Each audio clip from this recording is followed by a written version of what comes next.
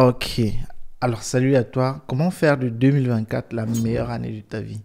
Alors, on va d'abord commencer par parler de l'année qui se termine et je pense que c'est généralement, ou bien de manière générale tout simplement, le premier fondamental pour rendre l'année qui suit et l'année prochaine tout simplement meilleure.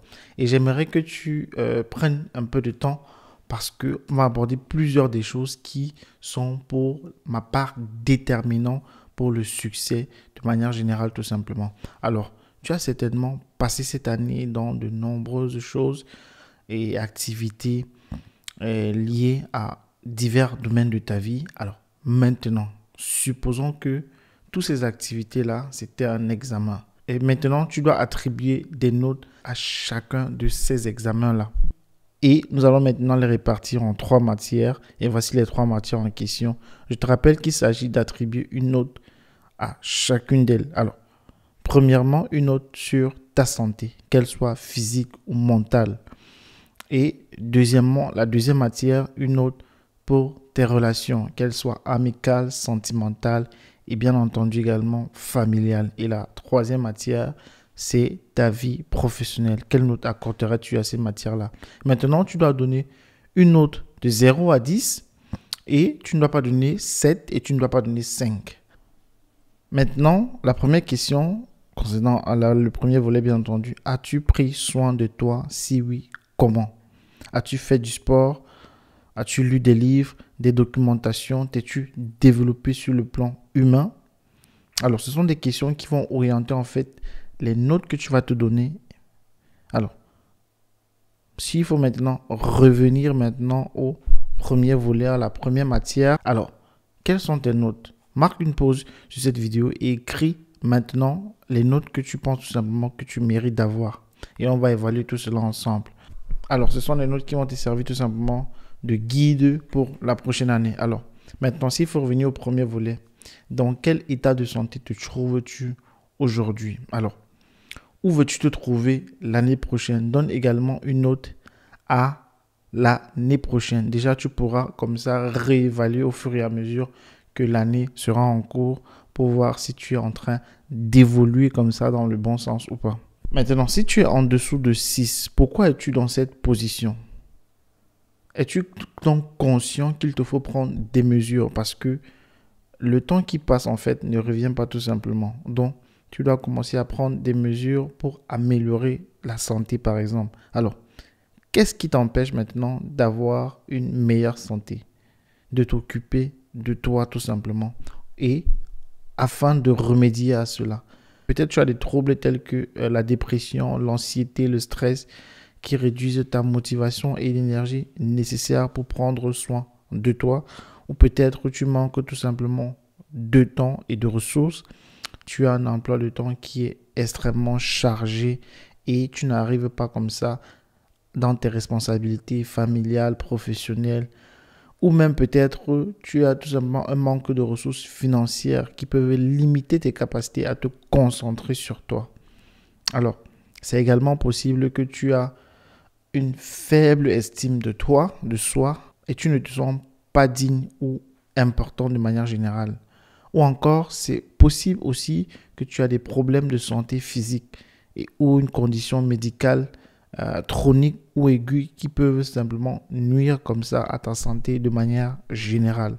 Peut-être que tu manques de connaissances et d'éducation et tu ne sais même pas comment prendre soin de toi et c'est même possible que tu ne comprennes même pas l'importance de prendre soin de soi tout simplement.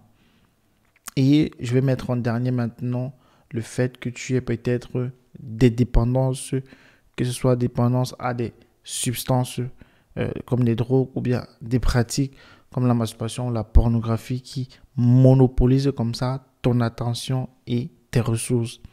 C'est possible même que tu as plusieurs de ces problèmes en même temps et cela influence fortement ta santé physique et mentale. Alors, comment y remédier maintenant?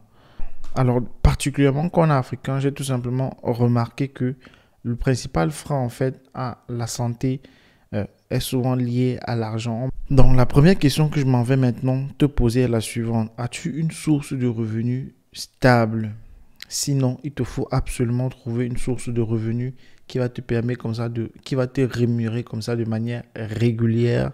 Et c'est tout simplement capital. Tu ne peux pas aller loin si tu n'as pas déjà des assurances à ce niveau-là. Ça va déjà te permettre de réduire tes situations de stress de manière générale. Maintenant, voici la seconde chose à faire. Voici le deuxième plan. Il faut penser maintenant à développer des routines saines. Plusieurs études indiquent que les routines quotidiennes peuvent avoir plusieurs avantages sur notre santé. Non seulement cela va t'amener à mieux gérer tes situations de stress, en plus cela va également influencer énormément tous les autres aspects de ta vie en ce qui concerne la discipline, l'organisation, la concentration et bien d'autres aspects. Ensuite, tu devras maintenant faire de cela une priorité et cela va directement influencer ta santé physique et mentale. En plus de réduire le stress, cela va améliorer ton humeur, augmenter ton énergie et également ta productivité. Alors, voici maintenant la troisième chose à faire, ça sera maintenant de prendre très au sérieux ton éducation sur le plan de la santé. Par exemple, tu peux tout simplement apprendre l'importance de l'auto-soin et développer tes propres astuces pour réduire en fait la volonté, parce qu'il faut savoir que le muscle de la volonté n'est pas tout le temps disponible, alors qu'avec la routine ça passe mieux. Maintenant, tu dois pratiquer aussi également des activités relaxantes telles que la méditation. Et il y a également quelque chose de fondamental, c'est de savoir établir ses limites, savoir dire non pour préserver son temps et son énergie. Également, il faudra cherche à t'entourer des personnes positives. On ne dira jamais assez les bienfaits de ça, mais c'est extrêmement important. Maintenant, entrons maintenant dans le second aspect de ta vie qui concerne tes relations. Peut-être celui avec ou celle avec qui tu partages ta vie actuellement.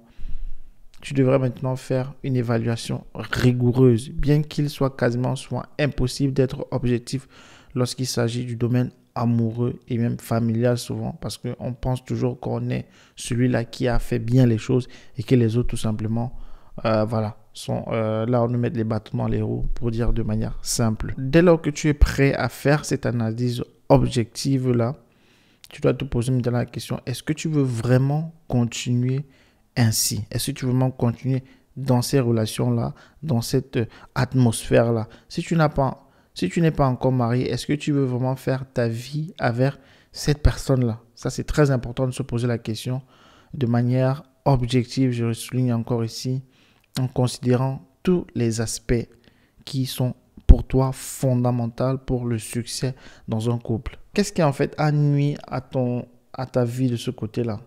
Peut-être est-ce le manque de communication que tu as généralement lors de tes interactions. Tu ne sais pas partager tes sentiments ou tes malentendus. Peut-être c'est le manque de confiance, le fait que tu sois trop méfiant, ou bien l'autre est trop méfiant, ou bien les gens sont trop méfiants autour de toi.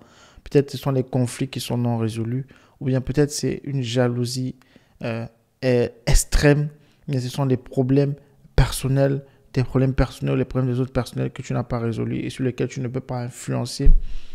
Et cela peut évidemment affecter énormément tes relations et également faire que cette année ressemble à l'année prochaine. Et pourtant, c'est cela même que l'on veut éviter ici. On va donc évaluer un autre aspect qui est le stress et les pressions externes liées à ton travail ou autre chose, ou bien peut-être, et cela peut donc avoir des répercussions négatives sur le long terme. Alors maintenant, lorsqu'on a évalué tout ça et que l'on souhaite maintenant entrer dans le processus d'assainissement de ces relations, voici les aspects qu'il faut absolument améliorer. La communication. Comment améliorer ta communication? La chose que tu dois faire, c'est de développer une écoute active.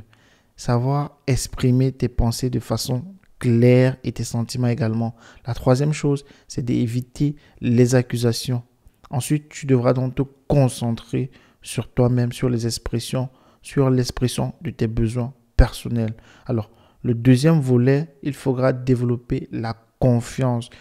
Deviens quelqu'un de fiable et d'honnête qui respecte ses engagements et commence à montrer de plus en plus de compréhension et de soutien.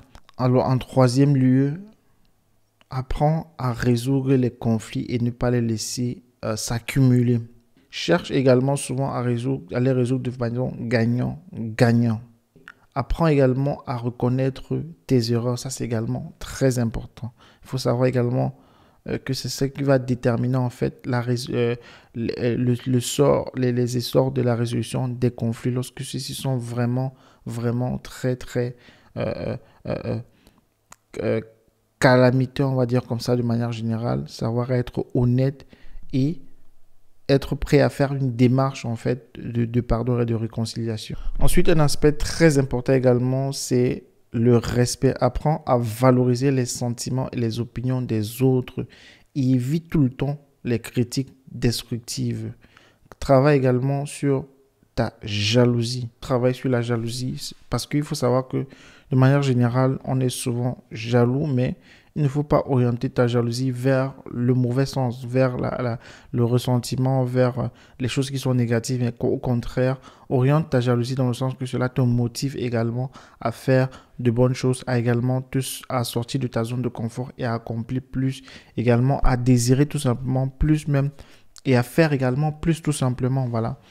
Parce que, voilà, en faisant cela, donc, tu élimines comme ça les énergies négatives. Maintenant, on va s'attaquer au dernier point qui est le plan professionnel.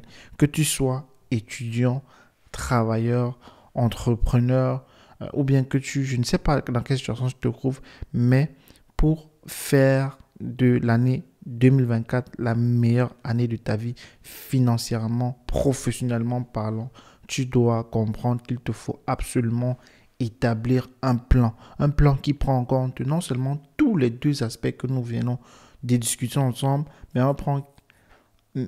que nous venons de discuter ensemble, mais un plan également qui prend en compte le fait que tu dois atteindre tes objectifs professionnels. Par exemple, si tu veux être manager, quelles sont les qualités qui sont nécessaires à un manager? Un manager doit être un bon négociateur. Donc, tu comprends maintenant qu'il ne s'agit pas de avoir cela en derrière de sa tête, mais avoir un plan de développement personnel, de développement humain dans lequel tu apprends des compétences, des qualités qui vont te mettre quelque part là où tu veux aller.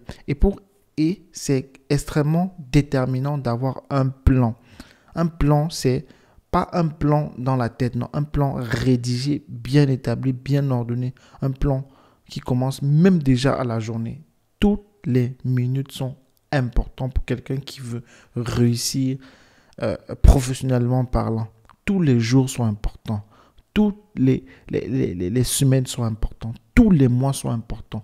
Tous les jours sont importants.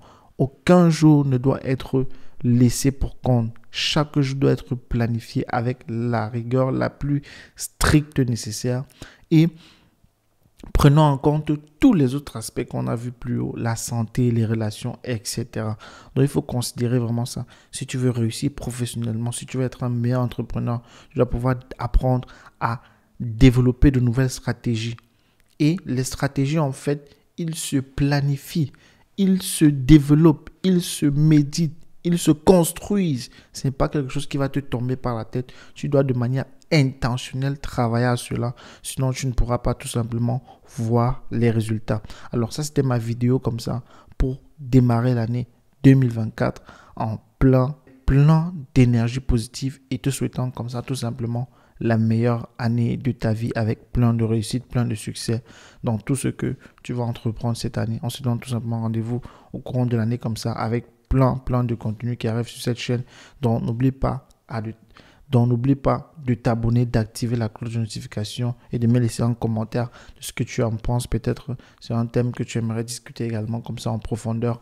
On peut également voir comment ça peut se faire. Allez, on se donne rendez-vous. À très bientôt. Ciao.